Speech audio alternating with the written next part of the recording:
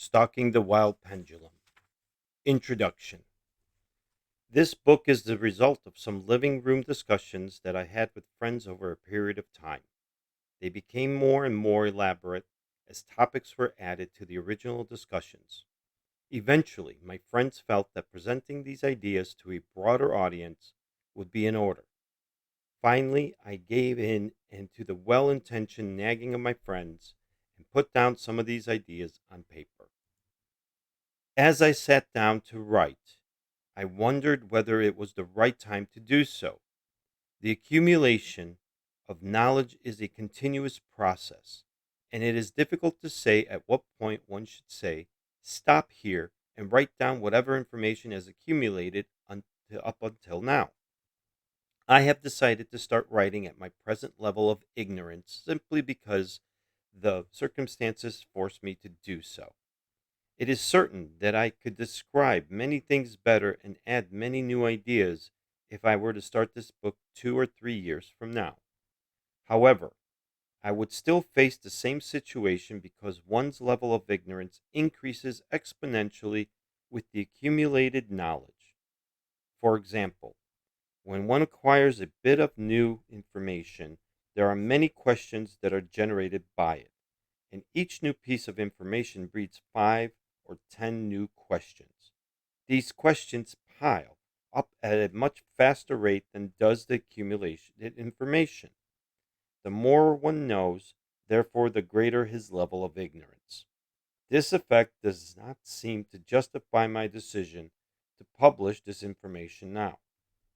Therefore, I do not claim that the information contained here is the final truth, but I hope that it will stimulate more thinking and speculation by future scientists and interested laymen.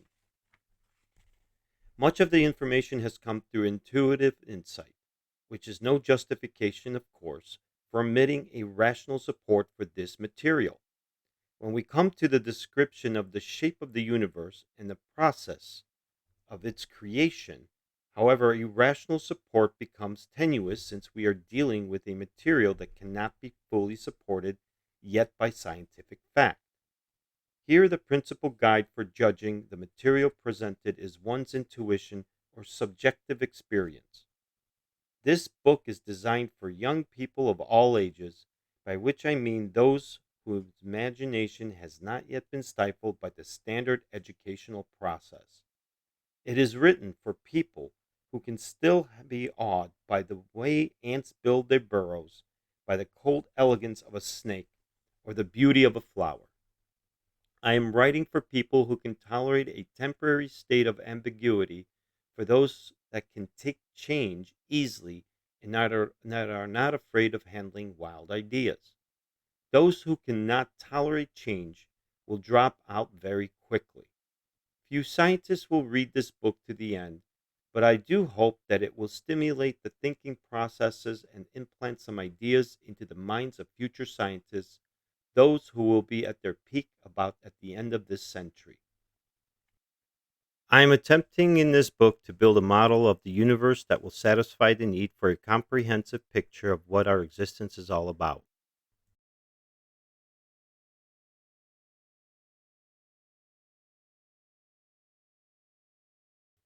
In other words, a holistic model that encompasses not only the physical observable universe that is our immediate environment and the distant universe observed by astronomers, but also the other realities as well.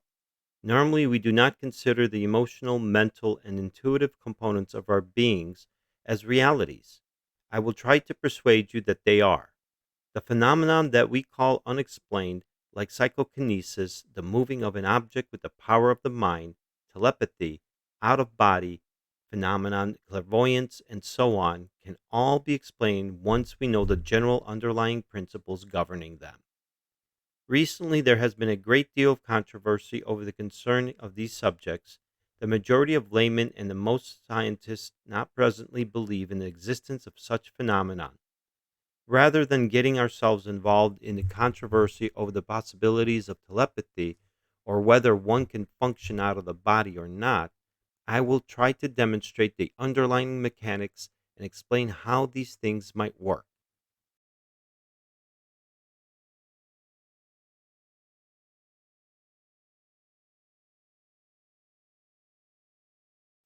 It will be left to the reader to decide whether the explanations I am suggesting make sense or not.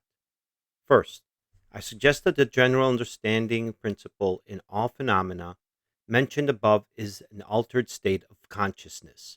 These altered states allow us to function in the realities that are normally not available to us. By normally, I mean our usual waking state of consciousness or realities that are available to the person who can regulate himself. I shall try to fit these realities into an orderly spectrum. When taken together, all of these realities form a large hologram of interacting fields in my model. Most of us see the universe through a tiny window, which allow us to see just a single color of reality out of the endless spectrum of realities. Viewing our universe through this tiny window forces us to see the world in a sequential form that is as an event that follows each other in time. This is not necessarily so. The concept of a model, as I am using in here, generally implies a theoretical construct that fits as many of the known facts as one has available into a neat, elegant, and compact package. A good model will also allow the prediction of the behavior of elements or components of this structure. This is a good test for the validity of the model. Also, it is nice to have a model that does not violate any present acceptable laws of physics, so as not to step on anyone's toes or cause any hassles. I believe that the model I am introducing complies with these requirements, and although it comes very close to the edge of present knowledge, but then there is nothing wrong with trying to nudge that edge a tiny bit further. But a model is a model only and not the absolute truth. Therefore, it is the subject to change as new information appears on the horizon. When one model does not suffice to account for all the phenomena, a new one will have to be built. The theory of relativity emphasizes the notion that no matter what we observe, we always do so relative to a framework of reference that may differ from someone else's, that we must compare our frames of reference in order to get meaningful measurements and result about the events we observe. The quantum theory asserts that there is no way one can measure some sort of thing like momentum and position together very accurately. It suggests, at least in a widespread interpretation, that this is so because the consciousness of the experimenter interacts with the experiment itself. Therefore, it becomes possible that the attitude of the experimenter must also influence the outcome of any particular experiment. Now, this is a serious business, for unless we are able to account for and describe what consciousness is, it will always put the experiment in doubt. So the problem is, what is consciousness? If you leaf through this book, you will see a lot of diagrams, and you may have the impression that this is a technical or even a scientific book. Well, don't worry about that. I myself am a fairly stupid fellow who could not learn any mathematics at all. In fact, my brush with academia was a rather short one. I was expelled from kindergarten at the age of 4 for some alleged subversive activities and have never managed to resume normal studies since, not to mention graduating from any place. So my mind has remained blank and unspoiled by higher learning. In order for us to develop a common language, I have to utilize some elementary concept in science, such as the behavior of sound and of light waves, and finally of hologram. I have tried to make the description of this behavior as palatable as possible and as short as possible. I have to convey to you how nature works by simple examples that will suffice perfectly to handle the final concepts. I suggest, therefore, that you bear with me for the first 4 chapters. Beyond that, it's all downhill and fun. After chapter 4, things become pretty outrageous because I rush into places where even angels fear to tread. I consider angels to be a fairly timid, unenterprising bunch. One of the points of this book is to show that when information about subjects like poltergeist, phenomenon, psychonesis, ESP, ghosts, telepathy, psychic healing, spontaneous mystical experiences, and so on, is organized into a reasonable order, we find that these phenomena are all manifestations of the consciousness on the increasing higher levels. I will, for example, handle reincarnation as a matter of fact, completely disregarding the great controversy that rages over the subject. There are two reasons for this. First, the simple fact that when one puts himself into the proper level of consciousness, one may obtain this information firsthand. Second, we know that energy cannot be lost within a closed system. The main characteristics of this phenomenon of life is that it counteracts the general tendencies of things to run down.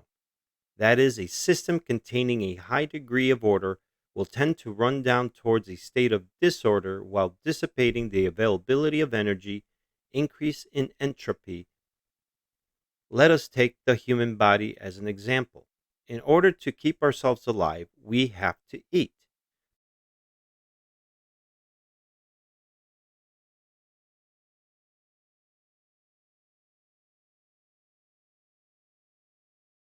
We eat either animal, vegetable, or mineral products, but where do these come from? The vegetable grasses take in suitable minerals from the soil of our planet, put order in them, and organize them into molecules that are used to build the live cells of the plant. Some of these cells are digested by our digestive system, and some are not. We and other plant animals eating the plant material and organize it into a more complex molecule, a protein found in meat. Man and other predators have the choice of eating directly the protein buildup by the planet eating animals. The DNA of our chromosomes, which contain the information required to build extra copies of our bodies, are extremely stable substances. Very rarely do we find gross error within the system. That is, we encourage few people who have two noses, three legs, and so on. Our physical properties are well guarded within our chromosomes down to the very finest detail, and a very high degree of order and stability is maintained there. This shows how life organizes random minerals into a very stable structure and maintains this order for a long period of time. This is negative entropy. What happens when we die? The organizing life energy departs and our bodies start decomposing rapidly. Our precious information carrying proteins decompose into badly smelling substances within 3 days. With time, in the grave, these substances will be broken down into still simpler ones. We have returned to the planet the substance we borrowed from it. But there is another component to life other than the physical body. We know that during our lifetime we build up and store enormous amounts of information. That information is also energy that is becoming organized. In childhood, the events that occur to us seem to be random and unconnected, a kind of fallout from the world of the grown-ups. As we grow up, we begin recognizing the patterns of events and their causes. In short, we put order into them. This order is analogous to the order the life force has put into the minerals to organize, integrate them into the living material body. During a human lifetime, we organize a lot of information on many levels. Emotional information is built up, mental information is built up, and so on. This information bundled is not material, although some will say that it is the brain that contains it. What we have here is a body of information. It is a non material entity containing all the knowledge that we have accumulated over a lifetime, including our personal traits and character. It is the non material us. In life, we deal, therefore, with two organizing systems, one material and one non material. At the time of death, the physical system decays and disorder sets in. Will the same thing happen to the non physical energy system? This system, which I shall call the psyche, is the organizer of the processor of the information, and that information is stored outside our physical bodies.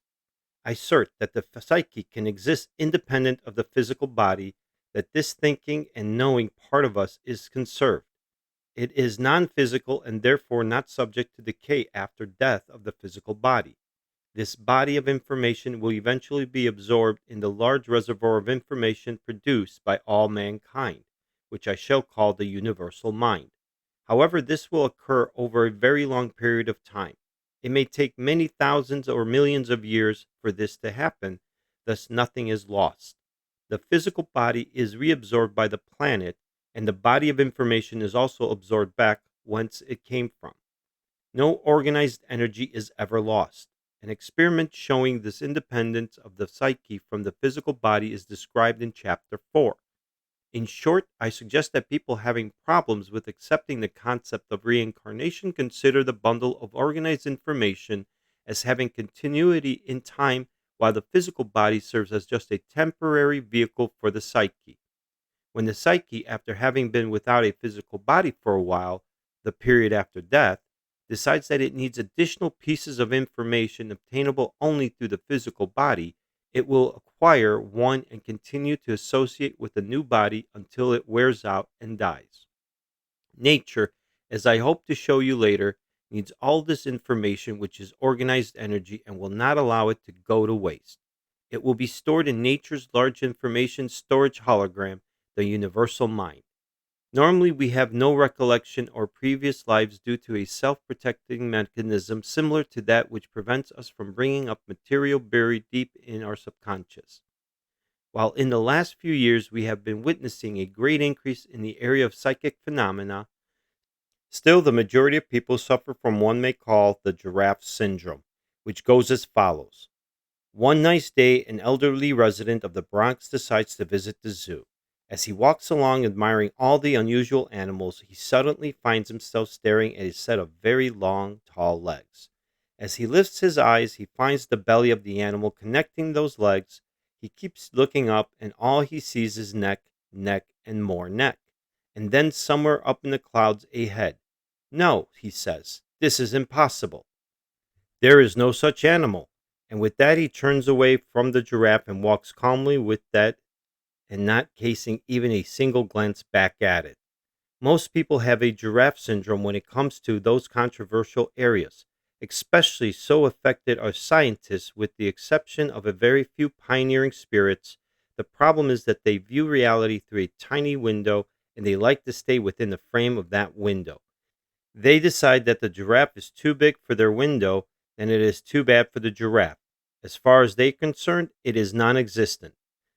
Fortunately, the level of consciousness into which I divide the different phenomena are easily available, so that anyone who is willing to spend the time and effort does not need to rely on my description of things.